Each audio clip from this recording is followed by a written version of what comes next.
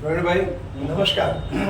આજે આપ જાણો છો કે 23 એપ્રિલ વિશ્વ પુસ્તક દિવસ છે અને આપ સારા સાહિત્યકાર છો.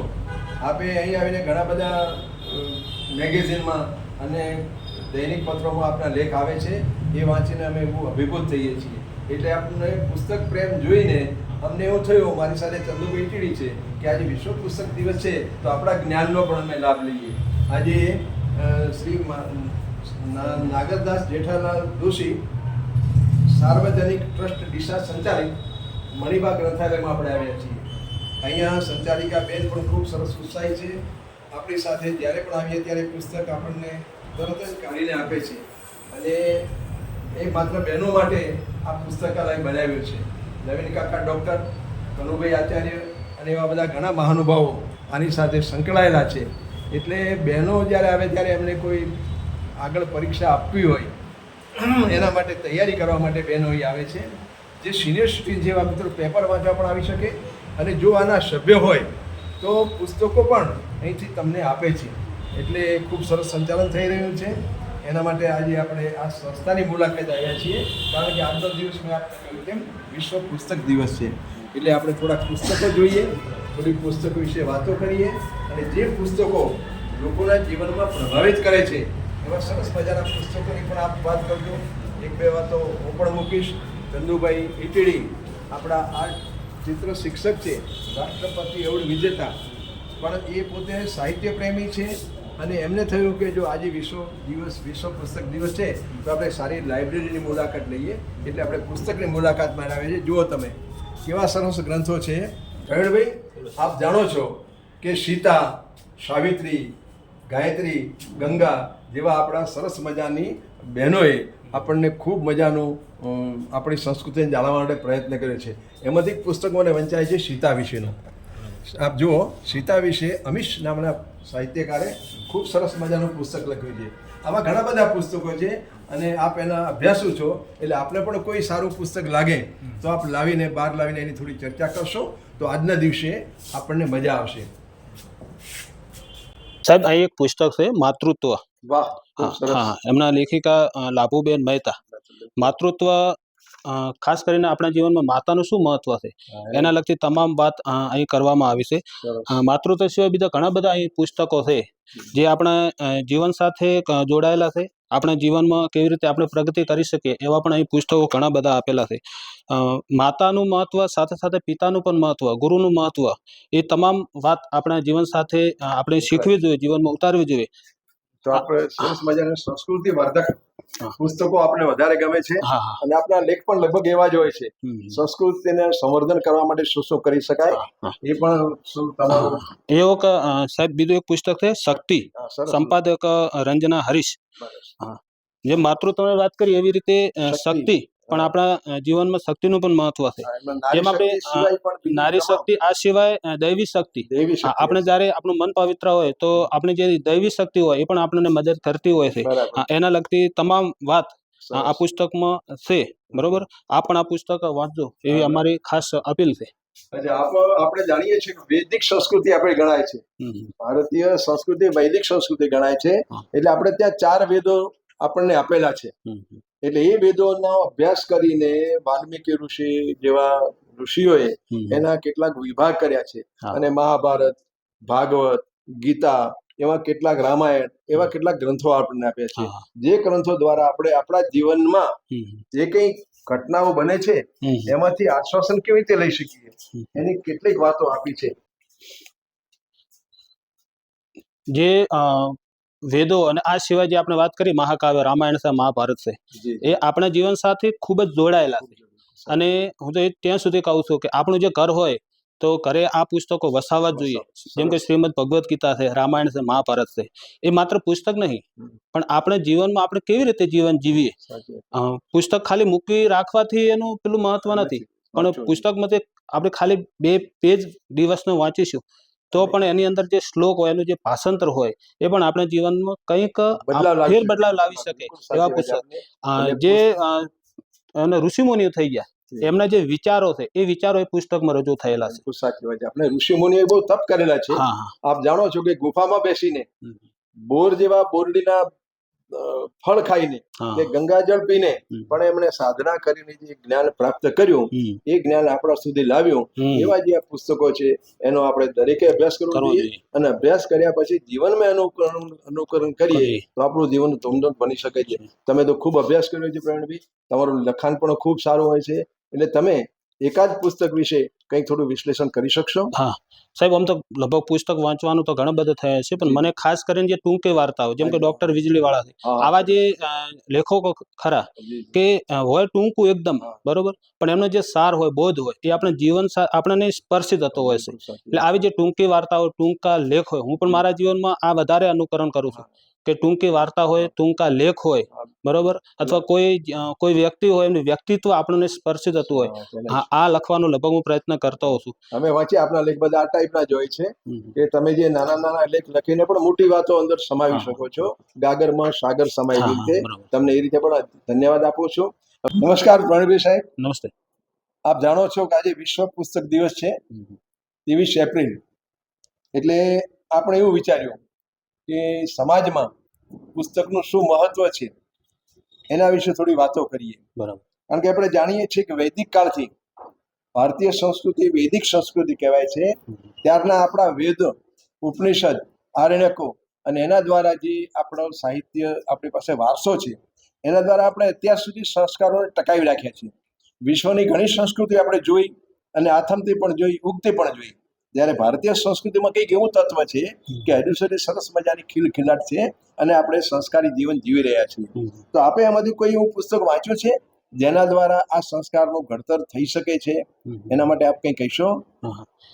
આપણે હમણાં જ વાત કરી કે 4 વેદ અને આ સિવાય મહાભારત, રામાયણ, શ્રીમદ ભગવદ્ ગીતા, મારે ખાસ કરીને આ પુસ્તક પ્રત્યે વધારે છે. અને બીજું કે પ્રકૃતિ સાથે જે જોડાયેલો હોય પુસ્તક, મને નેચરલ એવી વધારે ગમતું હોય છે. જે લોકો પણ એવા, એમને જે વ્યક્તિત્વ, પ્રકૃતિ એકદમ નિખાલસ હોય કે એમની સાથે આપણે બેસીએ તો આપણને આનંદ આવે. આવા લોકો સાથે વધારે રહેવાનું પણ થતું હોય છે. આવા પુસ્તકો પણ ગમતા હોય છે. મેં હમણાં વાત કરી કે ટૂંકી વાર્તા, જે લેખ હોય, આમ તો ઘણા બધા લેખકો સાથે પરિચય વાંચવાનું પણ થયું છે. ખાસ કરીને ડોક્ટર વીજળીવાળા, હા હા હા બરોબર, હા, એમના જે વાર્તાઓ હોય છે, હા, ટૂંકી વાર્તાઓ એકદમ ટૂંકી વાર્તા, અને છેલ્લે જેમ વાર્તાનો વળંક આવી જાય અને આપણને જેમ સ્પર્શી જાય, હા, આવા પુસ્તકો વધારે વાંચવાનો હું પણ આગ્રહ રાખું કે આવા પુસ્તકો વાંચવા જોઈએ. હાઇકુ પ્રકાર છે, આપણે હાઇકુ કાવ્ય પ્રકાર છે, જાપાનથી આવેલો છે, પણ આપણે ત્યાં કહેવત છે કે છેલ્લી બે જેટલી ટી આવે એટલી બધી હૃદયસ્પર્શીઓ કે આખા વાતાવરણ હોય આખું ફેરવાઈ જાય છે, આપણને હૃદયને સ્પર્શી જાય છે. એવી કેટલીક વાર્તાઓ પણ છે. એક વાલજીભાઈ પટેલની વાતો છે. વાલજીભાઈની બહુ સહજતાથી વાતો કરી છે. આવા ઘણા પુસ્તકો છે. આપણે ઘણો બધો અભ્યાસ કર્યો છે, પણ આપણે મારો આશય અત્યારે વૈદિક સંસ્કૃતિ વિશે થોડીક વાતો જાણીએ. આપણે તો સમાજ સુધી વાતો કરીએ કે ભાઈ આપણે આપણા વેદ, ઉપનિષદ અસલ ના વાંચી શકીએ, પણ એના દ્વારા જે કંઈ સર્જન થયું છે, નવા સાહિત્યકારો એનો અર્ક લઈને જે સર્જ્યું છે, એની કેટલીક વાતો આપ કરશો તો અમને ગમશે. સાહેબ, ભારતીય સંસ્કૃતિ છે, આપણો હિન્દુ ધર્મ છે, બરોબર છે. હિન્દુ ધર્મ એટલે સંસ્કૃતિ સાથે જોડાયેલો રહેવો જોઈએ. હવે ધીમે ધીમે અમુક લોકો પશ્ચિમી સંસ્કૃતિનું અનુકરણ કરતા હોય છે કે દાખલા તરીકે કોઈનો જન્મદિવસ હોય તો મીણબત્તી, ફૂંક મારવી, બરોબર, પણ આપણે હિન્દુ સંસ્કૃતિમાં આવું નથી. દીપ પ્રાગટ્ય કરવું, બરોબર, સાથે સાથે મંત્રોચ્ચાર કરવો, જેમ કે ગાયત્રી મંત્ર છે. આપણે કોઈ પણ મંત્ર બોલી શકાય હિન્દુ સંસ્કૃતિ સાથે જોડાયેલા, પણ ગાયત્રી મંત્ર સાથે વધારે અનુસંધાન જોડાયેલું છે. આવી ઘણી બધી વાતો છે કે સવારે આપણે હિન્દુ સંસ્કૃતિમાં સવારે વહેલા ઉઠી અને સવારમાં પહેલા પ્રભાતિયા ગવાતા, હા, એ આપણે સાહિત્ય સાથે એકદમ જોડાયેલું છે, બરોબર, હા, ઘંટી ચલાવતા. તો પ્રભાતિયા એ માત્ર ગાવા પૂરતા ન હતા, એ પ્રભાતિય સમજણ આપતા હતા કે પ્રભાતિય દ્વારા આખું સવારનું જે વાતાવરણ છે ને, એકદમ પ્રકૃતિમાં એકદમ સૌંદર્ય, એનું આપણને માહોલ જીવ થાય, બરોબર ને. અને સવારે વહેલા ઉઠી અને ચાલતા જતા હોય એ વખતે પણ એમના વિચારો સારા હોય. એટલે આપણે પ્રભાતિઓ યાદ આવે છે, જાગને જાદવા કૃષ્ણ ભગવાન તુજ વિના ધ્યાનમાં કોણ જાશે. ધ્યાન એટલે ગાય એવો અર્થ છે, પણ ધ્યાન એટલે આપણી વૃત્તિઓ પણ કૃષ્ણ ભગવાન આપણો આત્મા છે, અને આત્મા જ્યારે વૃત્તિઓમાં પ્રવાહી જાય છે ત્યારે જો પવિત્રતા જળવાય તો આપણું જીવન સાર્થક બને. બીજી વાત કરીએ કે હિન્દુ સંસ્કૃતિની, તો આપણા હિન્દુ સંસ્કૃતિ યજ્ઞનું પણ ખૂબ જ મહત્વ છે, બરોબર.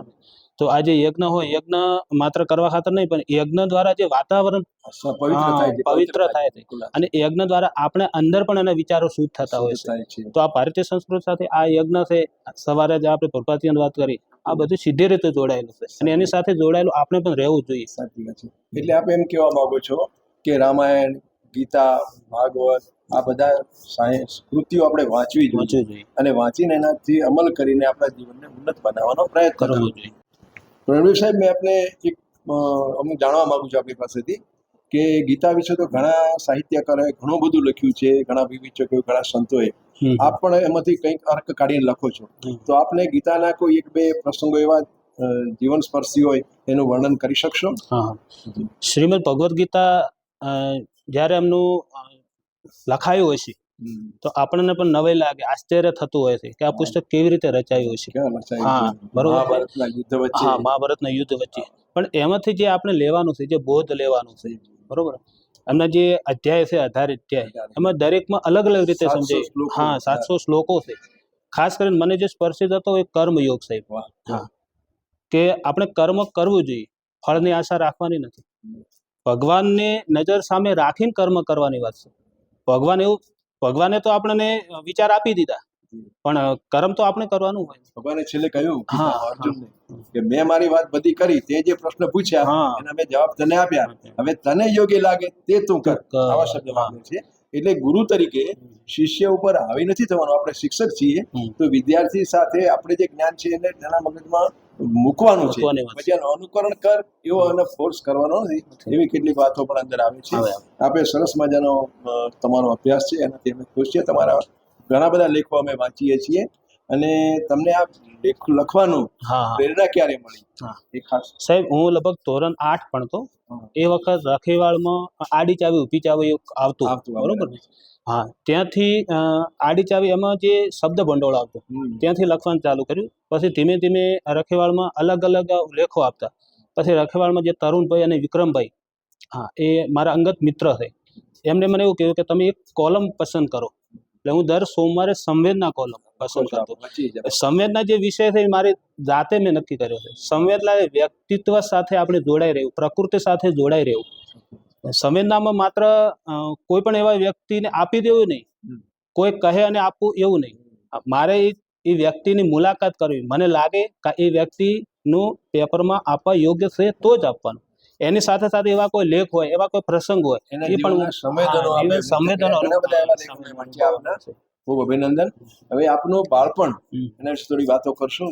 હા, મારું બાળપણ જે આપણે સાહિત્યમાં મદદરૂપ થયા હોય એવા પણ એક બે પ્રસંગ અંદર મૂકશો તો ગમશે. મારું જે પ્રાઇમરી ધોરણ છે, કાંકરેજ તાલુકાનું રતનગઢ ગામ છે. હું મારી નામની પાછળ પણ પ્રવીણ રતનગઢ જ લખું છું. મને એવી ઈચ્છા છે કે મારું ગામનું નામ પણ મારી સાથે જોડાયેલું રહેવું જોઈએ. પ્રાઇમરી ધોરણ રતનગઢ ગામ, બાજુમાં રવિયાણા ગામ, ખોડા ગામ, આ સિવાય થરા જવાનું થયું, અને વ્યવસાયિક શિક્ષણ લેવા મારે પલાસર કોલેજમાં પણ જવાનું થયું. ત્યાંનું આદર્શ સ્કૂલમાં શિક્ષક તરીકે હતું. મને આવા બધા જે પુસ્તક હોય છે કે આપણને જીવન સાથે જોડાયેલા હોય, આવા પુસ્તકો વાંચવાનો ખૂબ જ આગ્રહ છે. અને નાનપણથી તમારા બાપુજી પણ સારા સંસ્કારી અમારા પરિચય થયો છે. એમના ભજનો, એમનું કવિતા, એમનું સાહિત્ય ખૂબ સારું છે. અમારે દાદા હતા સખતાબા ભગત તરીકે ઓળખાય. હું સખતાબા ભગતની હાલ લગભગ 28 શ્રેણી મેં લખી દીધી છે. હા, અને સખતાબા ભગતનું જે જીવન હતું, જેમ જૈન લોકોમાં હોય એવું, કંદમૂળ ના ખાવા, ચાલતું જવું, બરોબર, રાત્રે ભોજન ન કરવું, રાત્રે પાણી પણ ન પીવું. સાહેબ, એ બિલકુલ ભણેલા ન હતા, પણ ધડક આખ્યાનો, પદ, ગરબીઓ, હા, એવું ખૂબ બધું એમને લખ્યું હતું. આપણે મેં વાંચ્યા, તમે ઘણા બધા એમના વિશે ગ્રંથ લખ્યા છે, લેખ લખ્યા છે. એટલે તમારું જીવન જેમનું કહેવાય છે કે ગોવામાં હોય તો અવાડામાં આવે. પ્રવીણ સાહેબ, આપ વતનમાં ખૂબ બાળપણમાં સંસ્કારી તમારું જીવન હતું, આપણે વાત કરી. એનું તમે ઘણું બધું લખ્યું છે, એના બધા અમે જાણી શકીએ છીએ. પણ આપને એ છતાં પણ એ જે જગ્યાએ તમે નોકરી કરતા હતા, વ્યવસાય કરતા હતા, એમાંથી ડીસા આવવાનું ક્યારે બન્યું, કેવી રીતે બન્યું, એની થોડી વાતો. ડીસા આવવાનું મુખ્ય કારણ તો રખેવાળ સાથે હું જોડાયેલો હતો, અને રખેવાળમાં પછી એમણે મને એવી વાત કરી કે આપ સંપાદક તરીકે જો આવી શકતા હો તો આવો. પછી સંપાદક તરીકે હું ત્યાંથી અપડાઉન કરતો, બરોબર ને? પછી મને એવું થયું કે અહીં જ રોકાઈ દઉં, એટલે પછી ડીસા સ્થાયી રહેવાનું થયું. અહીં આવ્યા પછી ખાસ કરીને મને ગણિત વિષય, સાહિત્યની સાથે સાથે ગણિત વિષય ખૂબ ગમે છે. નવોદયનું ટીચિંગ જે ગણિત આવે છે ખૂબ અઘરું હોય છે. એ ધોરણ 5 માંથી ધોરણ 6 માં જવા માટે અત્યાર સુધી લગભગ 9 બાળકો મારા દ્વારા એમ કે પાસ થયા છે અને દોતીવાડા કોલેજમાં અભ્યાસ કરવા માટે ગયા છે. તો આ બાળકોને ટીચિંગ આપવું અને બાળકોની સાથે જોડાઈ રહેવું, મને સાહેબ ખાસ કરીને બાળક છે, અબોલ જીવ, આવો વધારે એમના પ્રત્યે વધારે લગાવ છે. અને બાળકોને જ્યારે ભણાવતા હોઈએ ત્યારે બાળક બની જવાનું, સાહેબ નહીં. બાળક ભણે અને બાળકની સાથે રહી અને બાળકને ભણાવવું તો બાળક ભણી શકે છે. બાળકના વિચારો આપણે મેળવવા, આપણા વિચારો બાળકને આપવા, જે વિચારોની આપલે છે આ દ્વારા બાળક શિક્ષણ મેળવી શકતો હોય. બાળકને પ્રોત્સાહિત કરવાનું, જ્ઞાન મેળવવા માટે બાળકને મોટિવેશન આપવાનું તમારો ગુણ છે, ખૂબ મને ગમ્યો, ખૂબ સરસ. હવે તમે જ્યારે અહીં આવ્યા વળી તમે જે લખતા હતા ત્યારે તમને કોઈ પ્રોત્સાહન આપતું હતું? હા, એ ખાસ કરીને અહીં ઉત્તર ગુજરાતમાં આપણા સાહિત્યકાર કનુભાઈ આચાર્ય મારે એકદમ અંગત રીતે હું એમની સાથે જોડાયેલો છું. જ્યારે સમય મળે, શનિ રવિ કે જ્યારે સમય મળે ત્યારે સાહિત્યના જે ગુરુ હોય, મારે જે જ્ઞાનના ગુરુ પરમ પૂજ્ય સંત શ્રી આનંદમૂર્તિજી મહારાજ સાણંદ તે છે, પણ સાહિત્યના લગતા જો મારા ગુરુ હોય તો સાહેબ કનુભાઈ આચાર્ય છે. કનુભાઈ આચાર્ય સાહેબ બેસવા માત્રથી એમની જે સકારાત્મક ઉર્જા આપણા અંદર જે આવે છે ને સાહેબ, એ ખૂબ અસર થાય. અને અને કનુભાઈની અંદર કેટલું નોલેજ આપ જાણો છો, બરોબર છે. ઘણા બધા પુસ્તકો, 60 થી વધારે પુસ્તકો લખ્યા છે, ઘણા સંપાદન કર્યા છે. અને એ આપણે જ્યાં આનંદમૂર્તિના પ્રિય શિષ્ય છે. આનંદમૂર્તિજી એમને ગુરુ કરીને બોલાવે છે સાહિત્યકાર તરીકે. અને આનંદમૂર્તિ ઘણી વાર આયા હુઆ હૈ, કોઈ ઠહેરા હુઆ હૈ, क्योंकि इनकी डहले पे उजाला है. संस्कार ઘડતરની જ્યારે વાત આવતી હોય ત્યારે તમારું જે ચારિત્ર જોઈએ છે ત્યારે અમને લાગે છે કે તમે ખૂબ સારા સાહિત્યિક ગુરુ અને આધ્યાત્મિક ગુરુથી વણાયેલા છો. એના બદલે અમે તમને ખૂબ અભિનંદન આપીએ છીએ. હવે આ ભવિષ્યમાં શું આપનો પ્લાન છે? સાહેબ, ભવિષ્યમાં પુસ્તકોનું અત્યારે મારે બિલકુલ પુસ્તક બહાર પાડવું એવું નથી. મને ઘણા બધે કીધું, મેં અત્યારે પુસ્તકનું સંકલન કરી દીધું સાહેબ, પુસ્તકો. અને 400 થી વધારે, અને સમયના કોલમમાં 400 થી ઉપર, દર સોમવારે જે કોલમ આવતી 400 થી ઉપર એના લેખ આવી ગયા છે, ઓલરેડી આવી ગયા. પુસ્તકો સંકલન કરીને બધું એનું અનુક્રમણિકા આવી બધું જ બનાવી તૈયાર કરી. અત્યારે નહીં બહાર, અત્યારે ન બહાર પાડવાનું કારણ એ જ હોય છે કે અમુકના અંદર એવો ઈગો આવી જતો હોય છે કે મેં પુસ્તક બહાર પાડ્યું એટલે પૂરું થઈ ગયું. એ જ્યારે એનો ટાઈમ આવશે ત્યારે બહાર પડશે, બધું થશે, બરોબર. અત્યારે મારે જિલ્લામાં અખિલ ભારતીય સાહિત્ય પરિષદ મહામંત્રની જવાબદારી મને આપેલી છે. અમે અત્યારે અલગ અલગ જે વિસ્તાર હોય ત્યાં જઈએ અને સાહિત્યનું સંવર્ધન કરીએ. નવા સાહિત્યકારો, નવા લેખકો, નવા કવિઓ કે જેમને આ પુસ્તક ગમે છે, સાહિત્ય ગમે છે, અને એમને પ્રોત્સાહન આપવાનું કાર્ય કરીએ. આપણે તો ગમે ત્યારે પુસ્તક બહાર પાડીશું, આપણે બરોબર છે. પણ જેમ કે તકજીભાઈ મારે પણ એકદમ અંગત વડીલ મિત્ર, પરબતભાઈ છે. ઘણા સાહિત્યકારો બનાસકાંઠામાં ખેડાણ કરી રહ્યા છે અને તમે એમની સાથે રહીને તમે પણ ખેડાણ કરો છો, એ અમને ગમ્યું છે. પુસ્તક ન બનાવવાનું ભલે તમે માનતા હો કે અભિમાન આવે છે એવું નહીં વિચારતા, તમે તમારા સર્જનને યોગ્ય રીતે મઠારજો. અત્યારે જે સર્જન છે અને એમાં સંકલન કર્યું, એ સિવાય જે મીડિયા થ્રુ, ફેસબુક છે, બરોબર, અને વોટ્સઅપ છે, એમાં લગભગ પ્રચાર પ્રસાર થતો જ હોય છે. પણ એને જે બનાવવાનું હોય એનો જ્યારે સમય આવશે ત્યારે બનશે. અને મારું જે લખાણ છે બધા લોકો વાંચતા હોય છે, એવી રીતે એનો જાહેર પ્રચાર પ્રસાર થતો હોય છે. માત્ર વાંચવા માટે નહીં, એની અંદરથી કંઈક શીખે, કંઈક બોધ મળે.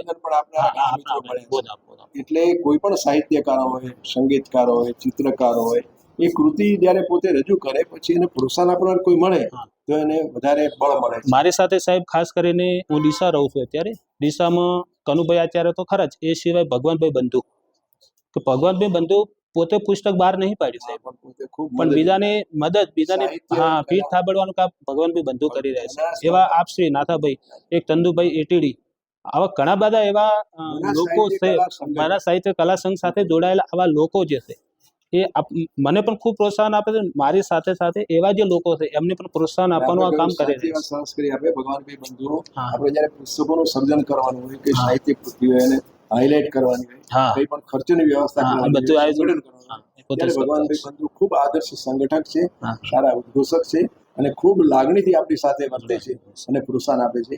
એમને તમને પણ બળ આપ્યું, મને પણ બળ આપેલું છે. આપણે બધા એમને આભારી છીએ. હવે તમારે ભવિષ્યમાં ધારો કે પુસ્તક નથી બનાવવું, એમ તમે ઈચ્છતા હો, પણ છતાં મારી ગણતરી 1-2 પુસ્તકો બની તમે જશે. બહાર પાડજો. બની જશે. અને પછી તમે પુસ્તકો બહાર પાડ્યા પછી તમારા જીવન દ્વારા તમે લોકોને શું સંદેશ આપવા માંગો છો? હા પ્રવીણભાઈ સાહેબ, આપે તો પુસ્તકો લખ્યા છે, પણ એના પહેલા આપણે કઈ પુસ્તકો બીજા પણ વાંચ્યા હશે. હા કારણ કે ધાર્મિક પુસ્તકો તો આપણે વાંચીએ કારણ કે તમે સંસ્કારી પરિવારને, પણ એના સિવાય બીજા કોઈ આઈ કે વીજળી વાળાનું આપણે નામ આપ્યું કે બીજા કોઈ સાહિત્ય તમે વાંચ્યું હોય જેનું એના દ્વારા તમારા જીવનમાં પ્રભાવ પડ્યો એવા કઈ 1-2 લેખકોનું નામ આપશો?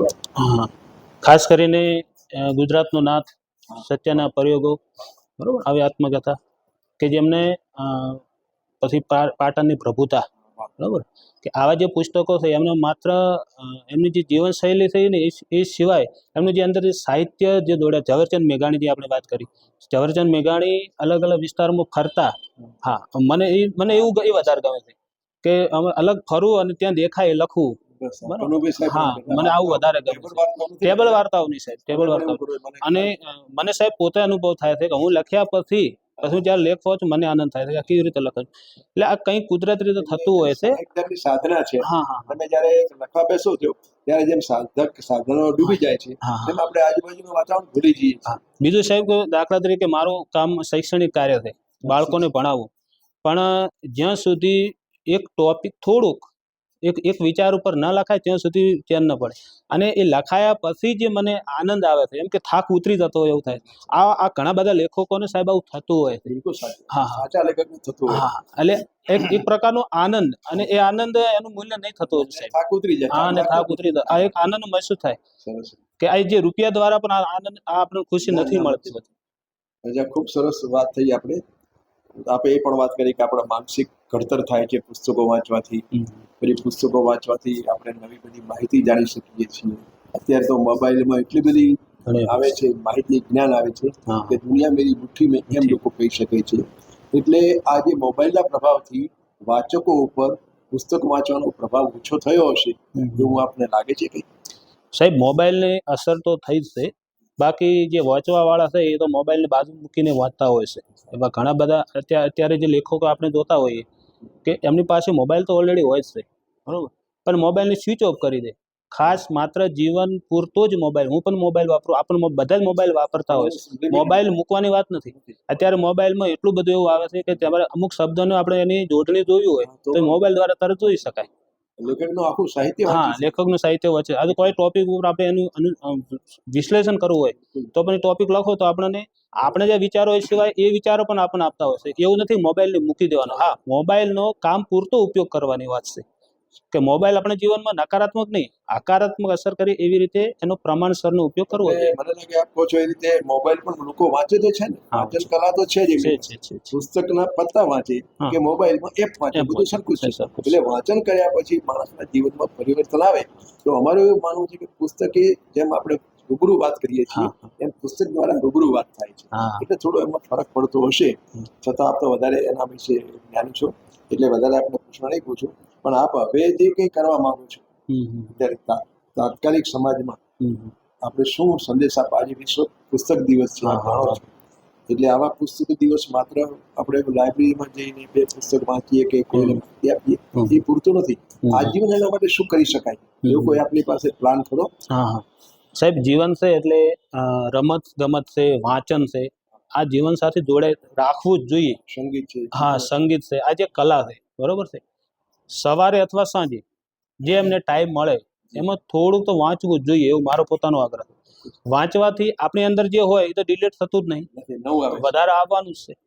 અત્યારે જે બાળકો છે એ તો એમનો અભ્યાસ વાંચવાનો છે, પણ આ સિવાય જે બીજા લોકો છે, એક સાહિત્યને લગતું કોઈ સંગઠન હોય એમાં જોડાવવું જોઈએ. કારણ કે હું પોતે છું તો અખિલ ભારતીય સાહિત્ય પરિષદ, એમાં મને જવાબદારી આપી. આપ બનાસ સાહિત્ય કલા સંઘ સાથે જોડાયેલા. હા, બરાબર છે. તો આવા સંગઠન સાથે જોડાઈ અને સાહિત્યનો અંદર એનું કેવી રીતે સંવર્ધન થઈ શકે આવા પ્રયાસો કરવા જોઈએ. અને દરેકે વાંચવું જોઈએ અને સારું વાંચવું જોઈએ. આપણને ઉપયોગી રહે, આપણા દ્વારા આપણા વિચારો બીજાને પણ સારી રીતે મળે. પ્રકાર આપ જાણો છો, એક તો અશ્લીલ સાહિત્ય કહેવાય છે, એટલે એક શ્લિષ્ટ સાહિત્ય. એટલે એ જે સાહિત્ય છે એમાં કેટલાક સામાન્ય મેગેઝિન જેવા સામાન્ય હા, હા. એમ કહે કે જેને વાંચવાથી કોઈ આપણને બોધ ના મળે, ના મળે. પણ કેટલાક એવા સરસ હોય છે સાહિત્યના પ્રકાર હમ. કે વાંચવાથી બોધ મળે છે. હમ. એવા બે ત્રણ પ્રકાર વિશે આપ કંઈક માહિતી આપશો? આપણે અત્યારે અહીં બેઠા બરોબર લાઇબ્રેરી ડીસાની, તો અહીં પણ એવા ઘણા બધા પુસ્તકો છે જી. કે એમને વાંચી શકે. હવે નવલકથા છે, લઘુ વાર્તા છે, ટૂંકા લેખો છે, આત્મકથાઓ છે, વિજ્ઞાન સંબંધી છે, ભવિષ્યમાં બરોબર. શું હા, થશે? ભવિષ્યમાં એ વિદ્યાર્થી અથવા કોઈ લોકો કેવી રીતે એમની પ્રગતિ કરવી, તો આવા પુસ્તકો આપણે વાંચવા જોઈએ. એમનાથી આપણને ઘણો બધો ફાયદો થતો હોય. રણવીર સાહેબ, આપણે સરસ વાત કરી કે આપ શિક્ષણનું કામ કરો ત્યારે એકદમ તલ્લીન થઈ જાઓ છો, બાળકો જોડે બાળકો જેવા થઈ જાઓ છો. અને કોઈ પણ આદર્શ શિક્ષક પહેલા વિદ્યાર્થી હોય છે, હા, અને વિદ્યાર્થી જીવન આજીવન એ વિદ્યાર્થી રહે છે, તો કંઈક પોતે પણ નવું મેળવે છે હા. અને બાળકોને પણ આપી શકે છે. અત્યારે બાળકો ટેક્સ્ટ બુક પૂરતું જ વાંચે છે લગભગ. તો એ ટેક્સ્ટ બુક પૂરતું આપણે જ્યારે હતા નાના ત્યારે ટેક્સ્ટ બુક સાથે બીજા સંદર્ભ ગ્રંથો વાંચવાનું આપણને ગુરુજીઓ કહેતા હતા, હા, અને આપણે લગભગ અનુકરણ પણ કરતા. તો તેનો આપણને અત્યારે ભવિષ્યમાં ફાયદો થયો છે. તો અત્યારની નવી પેઢીને સંદર્ભ ગ્રંથો વાંચવા માટે શું કરવું, એવું કંઈ આપ માર્ગદર્શન આપો છો આપણી શાળામાં? આદર્શ સ્કૂલ જેવી આદર્શ પ્રતિષ્ઠિત સંસ્થા છે આપણી ડીસાની, એના આપ શિક્ષક છો, એટલે આપ એના વિશે કંઈક કહેશો તો અમને ગમશે. હું ડીસાની આદર્શ પ્રાઇમરી સ્કૂલમાં શિક્ષક તરીકે જોડાયેલો છે. કેટલા વર્ષથી? લગભગ 15 વર્ષ થયો છે. જ્યારે બાળકોની સાથે અભ્યાસ એમને ભણાવવાનું થાય ત્યારે હમણાં મેં વાત કરી કે એકદમ બાળક બની જવું પડે. ભગવાન તો દેખે જ છે. આપણે વર્ગમાં જે કેમેરા ગોઠવેલા, આપણે એવું માની લે કે કેમેરા છે, પણ કેમેરા તો છે, એમની વ્યવસ્થાના ભાગરૂપે હોય છે, પણ એ જે બાળકોની સાથે રહી અને આપણે જે ભણાવતા હોઈએ છીએ, હા, બાળક જેવા બની જઈએ છીએ, બરોબર. તો એ દ્વારા એવી રીતે બનીએ તો જ બાળકની અંદર ટીચિંગ આવતું હોય છે, અને માત્ર પુસ્તકીય જ્ઞાન નહીં સાહેબ. હા, મેદાનમાં જવાનું, હા, એના સંદર્ભ મેદાનમાં જઈ અને બાળકને ગમે તેવી પ્રવૃત્તિ કરાવવાની. અમારી જે આદર્શ પ્રાઇમરી સ્કૂલ છે, તો એની અંદર યોગ, પછી સૌકા, શારીરિક શિક્ષણ, આવા વિષય અંદર નૈતિક મૂલ્ય નો વિકાસ કેવી રીતે થાય, હા, એવા વિષય. હા, હવે દાખલા તરીકે વરસાદનો નિબંધ છે, તો વર્ષા ઋતુ હોય ત્યારે બાળકોને જ ઉભા રાખવાના, વરસાદ આવે છે અને પછી નિબંધ, એટલે બાળકોને કેવું જ ના પડે, બાળક જાતે વરસાદ વિશે નિબંધ લખી દે. આવું પ્રેક્ટિકલી જ્યારે આપણે સમજાવતા હોઈએ ને, ત્યારે બાળકની અંદર એની સીધી અસર થતી હોય. શિક્ષક જાગૃત હોય તો બાળકને જાગૃત કરી શકીએ છીએ. સરસ તમારી ભાવના છે. ખૂબ સરસ વિચારો આપના દ્વારા અમને જાણવા મળ્યા. સમાજને પણ અમે આ રીતે આપણે સંદેશો આપીશું ચંદુભાઈ ટીડીના માધ્યમથી, એમની યુટ્યુબ દ્વારા. અને આજનો દિવસ આ રીતે સફળ રહે અને કાયમી ધોરણે બાળકો પુસ્તકો વાંચતા થાય એવી શુભકામના સાથે આપણે જે કે રજૂઆત કરી છે એના બદલ આપનો આભાર માનીએ છીએ. નમસ્કાર સાહેબ, આપ પણ ખૂબ સારી રીતે સાહિત્યનું નોલેજ ધરાવો છો. આપણી સાથે સાથે ચંદુભાઈ એટીડી જે શ્રેષ્ઠ શિક્ષક નો એવોર્ડ વિજેતા પણ છે. હા, પોતે પણ બીજાને પ્રોત્સાહન આપવું અને બીજો કેવી રીતે પ્રગતિ કરે, અને એમને પણ ખૂબ ખૂબ આ સમય ખૂબ ખૂબ આભાર વ્યક્ત કરું. સારા સાહિત્યકાર, સારા જે સમાજમાં કામ લોકોને ઘરે જવાનું એમને પ્રોત્સાહન આપવું. ખૂબ સરસ. ખૂબ કામ કરતા હતા. ખૂબ આભાર. સરસ સરસ. ભલે ભલે સાહેબ.